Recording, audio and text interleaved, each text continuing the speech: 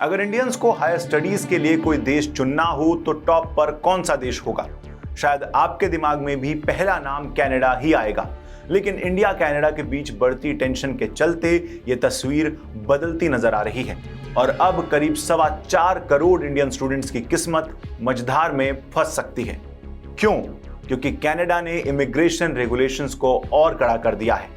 Canada के इन नए immigration regulations के मुताबिक अब बॉर्डर ऑफिशियल्स किसी का भी टेम्परेरी रेजिडेंट डॉक्यूमेंट्स जिसमें वीजा और इलेक्ट्रॉनिक ट्रेवल ऑथराइजेशन यानी ETAs शामिल हैं उन्हें कैंसिल कर सकते हैं और एक तय तारीख तक उस व्यक्ति को देश छोड़ने के लिए भी कहा जा सकता है। और ये रेगुलेशंस 31 जनवरी से लागू भी हो गए हैं। पहली नजर में तो किसी भी देश के लिए अपनी सीमा की सुरक्षा के लिए ऐसा करना एक जरूरी कदम नजर आता है, मगर क्या हो अगर कोई देश सीमा सुरक्षा के नाम पर एक देश को टारगेट करने लगे? भारत और कनाडा के रिश्ते इस वक्त अपने सबसे खराब दौर से गुजर रहे हैं।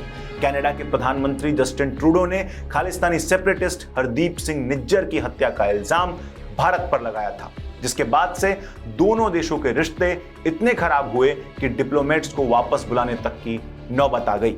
आधिकारिक डेटा के मुताबिक भारत के करीब 4,20,000 स्टूडेंट्स कनाडा में अपनी हायर एजुकेशन पूरी कर रहे हैं, जिन पर रेगुलेशंस का खतरा मंडरा रहा है। कनाडा चाहे तो इन स्टूडेंट्स के वीजा को मना कर सकता है या टेम्परेरी रेजिडेंट डॉक्यूमेंट्स या वर्क परमिट्स को कैंसिल भी कर सकता है। हालांकि इसके लिए कुछ स्पेसिफिक कंडीशंस का होना भी जरूरी है। फॉल्स इंफॉर्मेशन देने या डॉक्यूमेंट्स खो जाने पर भी ऑफिशियल्स के पास ये अधिकार है कि वो वीजा रिजेक्ट कर सकते हैं या वर्क परमिट्स भी कैंसिल कर सकते हैं। लेकिन सवाल ये है कि कनाडा के इन रेगुलेशंस का असर सबसे ज्यादा भारतीयों पर ही क्यों पड़ सकता है? इसका जवाब है कि कनाडा में भारत से सबसे ज्यादा टेम्परेरी फॉरेन वर्कर्स और स्टूडेंट्स जाते हैं।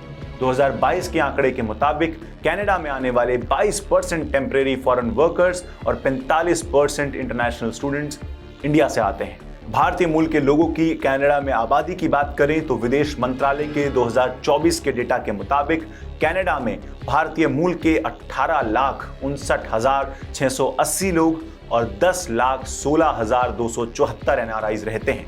क्या आपका भी कोई कनाडा वाला दोस्त या रिश्तेदार इस नियम को लेकर चिंता में है और आप इस कदम पर क्या राय रखते हैं? हमें कमेंट सेक्शन में बताएं और ऐसे ही इंफॉर्मेटिव खबरों के लिए NDTV प्रॉफिट हिंदी को सब्सक्राइब करें।